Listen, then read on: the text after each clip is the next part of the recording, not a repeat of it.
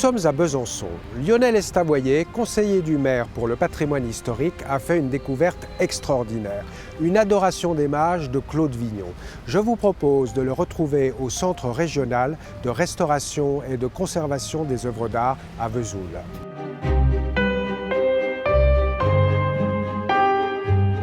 Bonjour Lionel Estavoyer. Bonjour.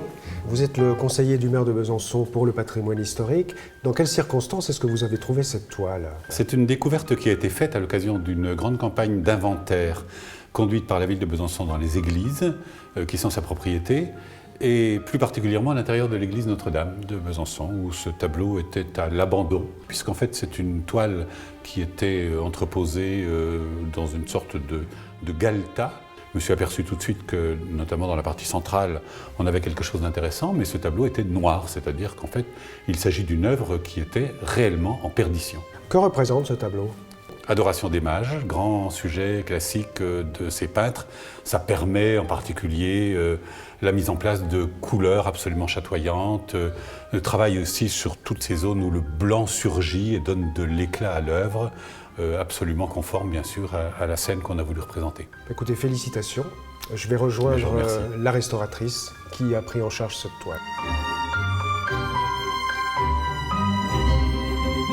Bonjour Colette Vicablanc. Bonjour. Vous êtes restauratrice de peinture, c'est vous qui avez en charge la restauration de cette adoration des mages. Dans quel état le tableau vous est-il arrivé? Le tableau était en très mauvais état, percé, lacunaire, le bord inférieur a sans doute trempé dans l'eau. Quelles sont les grandes étapes de cette restauration? Donc le tableau a subi un premier refixage par la face pour éviter qu'on ne perde des écailles.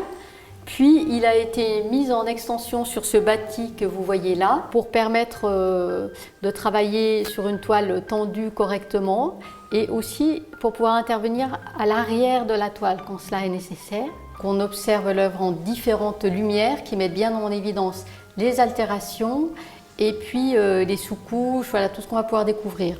Il y a des étapes qui concernent la conservation, c'est-à-dire le refixage de ces écailles, la remise dans le plan de la toile déformée, des opérations plus esthétiques qui consistent à enlever les vernis ajoutés, les couches de salissure. Le spécialiste support toile Gérard Blanc va compléter les parties lacunaires, faire des incrustations de toile, puis préparer un nouveau châssis, un nouveau support pour remonter la toile en tension. Une fois qu'on a bouché les trous profonds, mastiqué ce qui est vraiment lacunaire, on pose un nouveau vernis et puis on vient faire la retouche colorée. C'est un exercice de l'œil adapté vraiment à la couleur environnante pour que le public puisse vraiment profiter de l'œuvre au mieux sans se poser trop de questions sur son état matériel.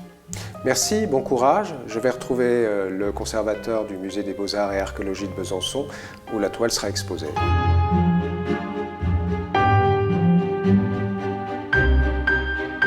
Johan Rimaud, bonjour. Bonjour. Quelle importance revêt cette découverte et cette restauration? Claude Vignon est un artiste qui était absent jusqu'à aujourd'hui et qui va pouvoir être présenté au public à la réouverture du musée. C'est également une restauration très importante et qui va nous permettre de sensibiliser le public à la notion de matérialité de l'œuvre d'art, puisque l'œuvre est un objet qui a une histoire, qui se dégrade. Ce n'est pas simplement une image qui circule, et aujourd'hui les images circulent très vite. Donc nous allons pouvoir évoquer cette histoire matérielle à travers la restauration et grâce à la restauration. Félicitations, le musée est en plein chantier et rouvrira en début 2018. Merci, au revoir.